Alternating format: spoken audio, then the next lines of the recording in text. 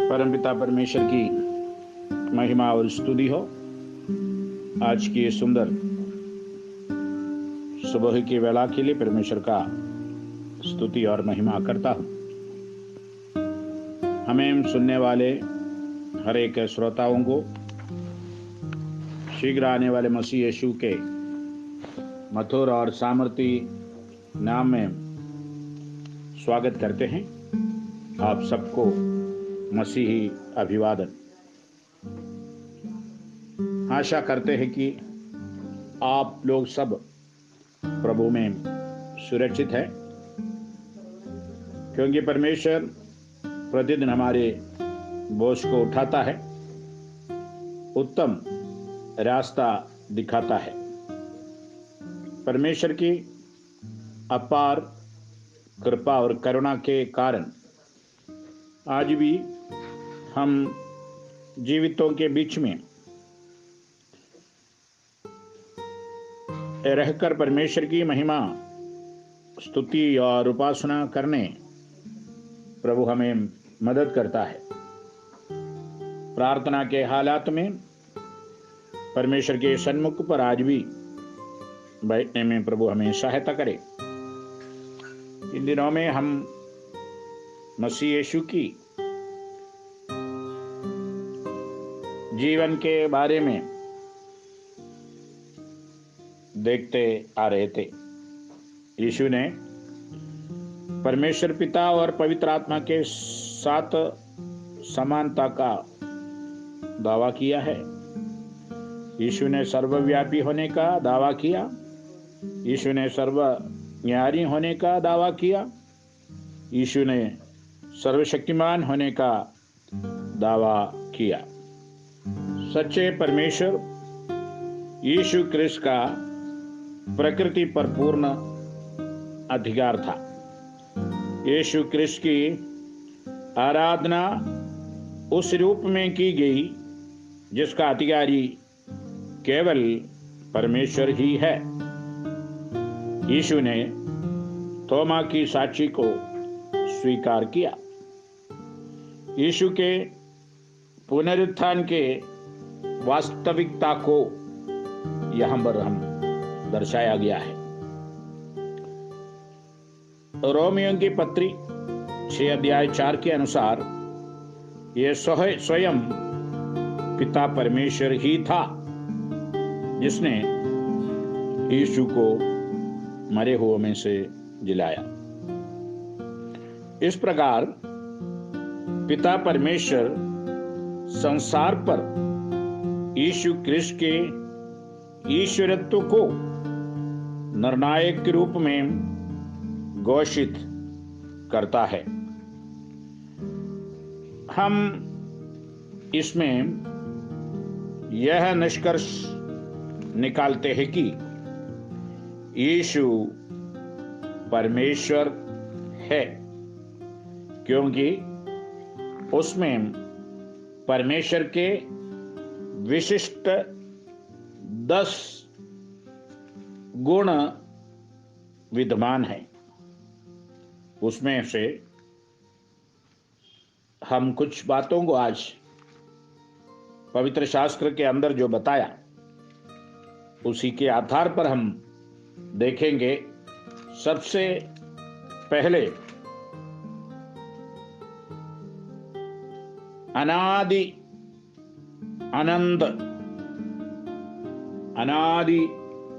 आनंद परमेश्वर। जब हम परमेश्वर के वचन को जब हम पढ़ते हैं, वहां पर हम इस प्रकार देख सकते हैं कि परमेश्वर मीका के किताब में उसका 5 अध्याय उसका 2 पद में इसी प्रकार हम देखते हैं, हे बैतलहम एफ्राता, यदि तू ऐसा छोटा है कि यहूदा ने हजारों में गिना नहीं जाता, तो भी तुझ में से मेरे लिए एक पुरुष निकलेगा जो इस्राएलियों में प्रभुता करने वाला होगा, और उसका निकलना प्राचीन काल से वरन अनादि काल से होता आया है।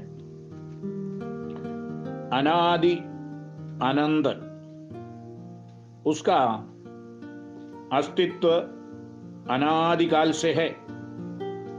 इसके अतिरिक्त यूएनआरएच सुसमाचार 8 अध्याय 58 पद को जब हम देखते हैं, वह हम इस प्रकार देख सकता, यीशु ने उससे कहा, मैं तुमसे सच सच कहता हूं कि पहले इसके कि अब्राहम उत्पन्न हुआ मैं हूं।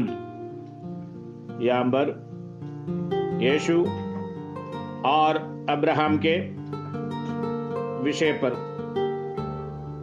आपस की बातों में यीशु यहाँ पर पूरी तौर से यहूदियों को समझा रहा है कि यहूदी लोग उससे कहा, अब हमने जान लिया कि तुम में दुष्टात्मा है। अब्राहम मर गया, भविष्यद्वक्ता भी मर गए, तू भी कहता है यदि कोई मेरे वचन पर चलेगा तो वह अनंत काल तक मृत्यु का स्वाद न चखेगा। हमारा पिता अब्राहम तो मर गया, क्या तो उससे बड़ा है? और भविष्यद्वक्ता भी मर गए, तो अपने आप को क्या ठहराता है? यीशु ने उत्तर दिया, यदि मैं आप अपनी महिमा करूं तो मेरी महिमा कुछ नहीं, परंतु मेरी महिमा करने वाला मेरा पिता है, जिसे तुम कहते हो कि वह तुम्हारा परमेश्वर है। यहाँ पर इस प्रकार, यदि मैं कहूं कि मैं उसे नहीं जानता तो मैं तुम्हारी तरह झूठा ठहरूंगा, परंतु मैं उसे जानता और उसके वचन पर चलता हूं। तुम्हारा पिता अब्राहम मेरे दिन देखने की आशा से बहुत मगन था और उसने देखा और आनंद किया। उस समय यीशु मसीह से यहूदियों ने इसी प्रकार कहा, अब तक तू 50 वर्ष का नहीं, फिर भी तूने अब्राहम को देखा है। तब यीशु मसीह उस अनादिकाल का या पहले से बताया हुआ वचन को यहाँ पर बताता है, मैं तुमसे सच कहता हूं कि पहले इसके कि अब्राहम उत्पन्न हुआ, वहां पर मैं उसी समय से उसके पहले से था करके कहता है। कुलुसियों की पत्री में भी हम जब देखते हैं 1 अध्याय उसका 17 पद में इसी प्रकार हम पाए जाएंगे, वही सब वस्तुओं में प्रथम है और सब वस्तुएं उसी में स्थिर रहती है। मतलब यीशु सब वस्तुओं में प्रथम है, सब वस्तुएं यीशु में स्थिर रहती है। इसी प्रकार ये वचन हमें सिखाता है। साथ साथ जब हम प्रकाशित वाक्य 1 अध्याय के अंदर भी जब हम टटोलेंगे, वहां पर भी इस वचन को हम प्राप्त कर सकते हैं। 1:8 में प्रभु परमेश्वर जो है और जो था और जो आने वाला है, जो सर्वशक्तिमान है, ये कहता है, मैं ही अल्फा और ओमेगा हूं। इन वचनों के आधार पर हम इस बात को समझ सकता, अनादि अनंत परमेश्वर यीशु मसीह है, उसका अस्तित्व अनादिकाल से है करके हम समझ सकते हैं। दूसरी चीज यह है कि वे यीशु मसीह अपरिवर्तनशील परमेश्वर है। अपरिवर्तनशील। इब्रानियों के किताब में 13 अध्याय उसके 8वें पद में इस प्रकार हम देख सकते हैं, यीशु मसीह कल और आज और युगानुयुग एक सा है। यीशु मसीह कल और आज और युगानुयुग एक सा है, उसमें कोई परिवर्तन नहीं है। प्रियजनों, हम जिस परमेश्वर के आराधना और महिमा करते हैं वो परमेश्वर कभी न बदलने वाला है, क्योंकि परमेश्वर जिसमें ना तो कोई परिवर्तन हो सकता है और ना अदल बदल के कारण उस पर छाया पड़ती है। परमेश्वर कभी भी अदल बदल मनुष्य के समान नहीं कर पाता।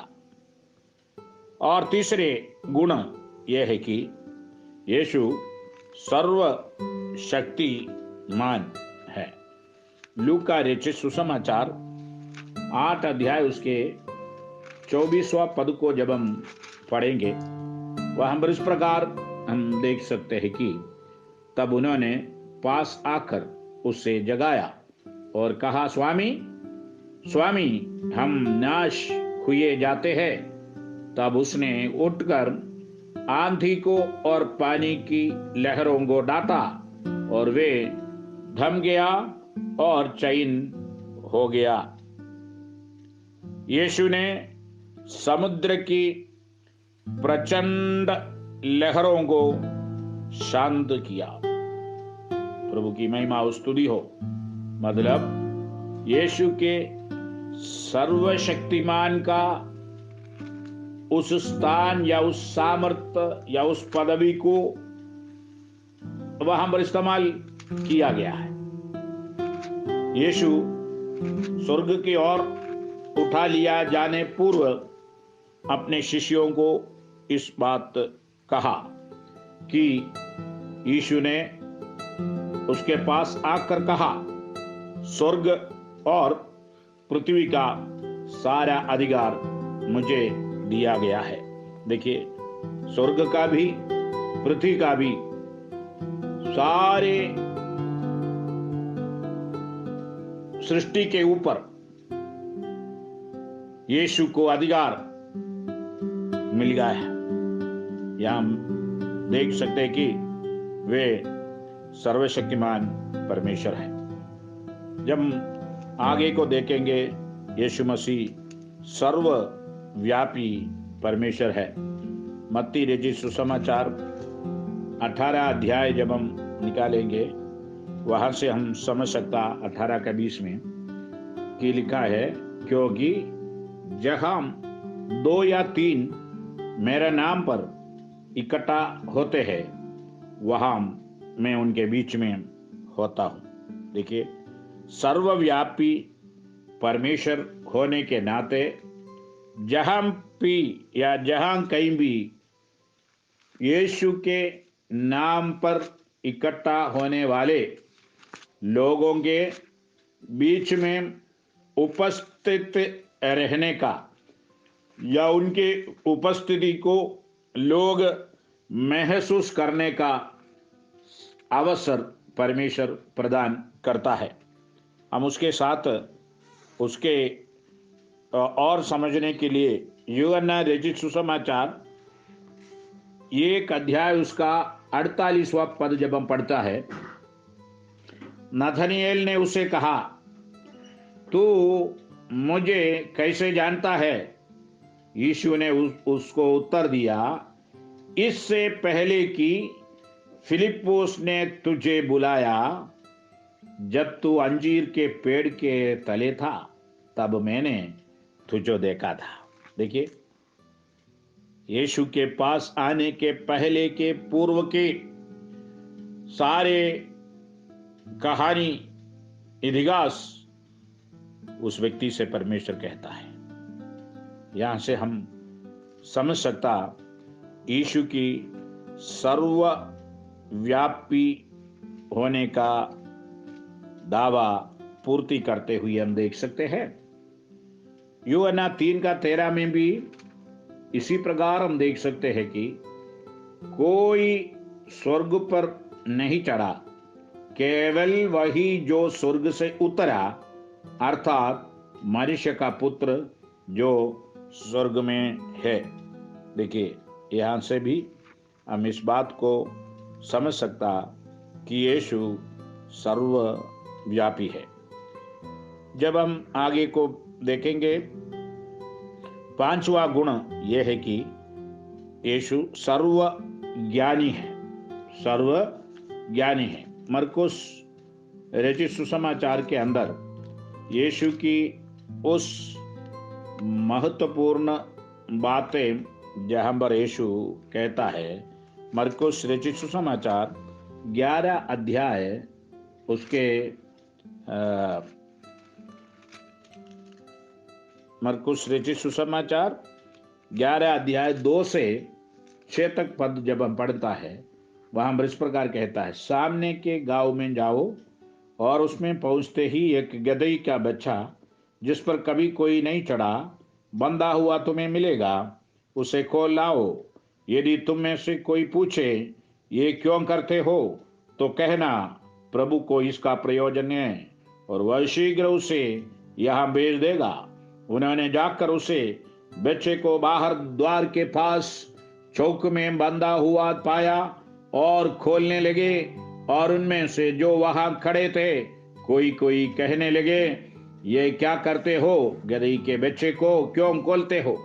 जैसा यीशु ने कहा, देखिए वहां पर ऐसा लिखा है, जैसा यीशु ने कहा वैसा ही उन्होंने उनसे कह दिया, तब लोगों ने उन्हें जाने दिया है। प्रभु की महिमा और स्तुति हो, क्योंकि उनको सर्वज्ञानी का हर प्रकार के विशेषता यीशु मसीह में हम पाए जाएंगे। उसके साथ साथ हम यूहन्ना रचित सुसमाचार उसका दूसरा अध्याय जब हम देखते हैं, दूसरा अध्याय की 24वां पद में इस बात को हम देख सकते हैं कि परंतु यीशु ने अपने आप को उनके भरोसे पर नहीं छोड़ा, क्योंकि वह सबको जानता था। देखिए, यीशु मसीह सबको जानता था और उसे आवश्यकता न थी कि मनुष्य के विषय में कोई गवाही दे, क्योंकि वह आप ही जानता था कि मनुष्य के मन में क्या है। देखिए, मनुष्य के मन में क्या है करके समझने का शक्ति केवल जो सर्वज्ञानी का आत्मा पाया हुआ व्यक्ति ही या शक्ति ही समझ सकते हैं। यह हमसे हम समझ सकते हैं कि यीशु मसीह सबको जानता है और यीशु मसीह आप ही जानता है कि मनुष्य के मन में क्या है। इसलिए प्रियजनों, हमारे जीवन के अंदर परमेश्वर के उस गुण, परमेश्वर के विशिष्ट 10 गुणों में से 5 गुणों को हमने देखा, जो अनादि अनंत है, अपरिवर्तनशील है, सर्वशक्तिमान है, सर्वव्यापी है, सर्वज्ञानी परमेश्वर है। इतने बड़े महान और सर्वशक्तिमान परमेश्वर पर विश्वास करने का, आराधना करने का अवसर परमेश्वर में दिया। इस महान परमेश्वर के बलवंत हाथ में आज के दिन में फिर से हमें समर्पित करें। उसके लिए फिर से हम प्रार्थना में जाएंगे। महान और अनुग्रहकारी, प्रेमी, दयालु पिता परमेश्वर, आपके पुत्र प्रभु यीशु के सामर्थी नाम में आपके अनुग्रह के सिंहासन के सामने हम आते हैं। प्रभु जी, आपने अपने एकलौते पुत्र को इस धरती पर भेजा कि मानव जाति को उद्धार प्राप्त करे। आपने अपने पुत्र को दे दिया, वे मानव जाति के उद्धार के हेतु क्रूस पर मारा गया, गाड़ा गया, तीसरे दिन जी उठा और आज भी जीवित परमेश्वर है। कितने बड़े और महान, सर्वशक्तिमान, सर्वव्यापी, सर्वज्ञानी, अपरिवर्तनशील, अनादि अनंत परमेश्वर पर विश्वास करने का सौभाग्य आपने हमें दिया, इसलिए धन्यवाद। करुणामय परमेश्वर, आपके हाथ में हमें समर्पित करते हैं। हमें सुनने वाले भाई बहनों को आपके बलवंत हाथ में समर्पित करते हुए नासरी यीशु के नाम में उनको आशीष देते हैं, वे आशीष की कारण बनने पाए। आदर महिमा आपको देते इस बिंदी उद्धारकर्ता प्रभु यीशु के मधुर और सामर्थी नाम में मांगते हैं। सुनिए और ग्रहण कीजिए पिता। आमीन, आमीन।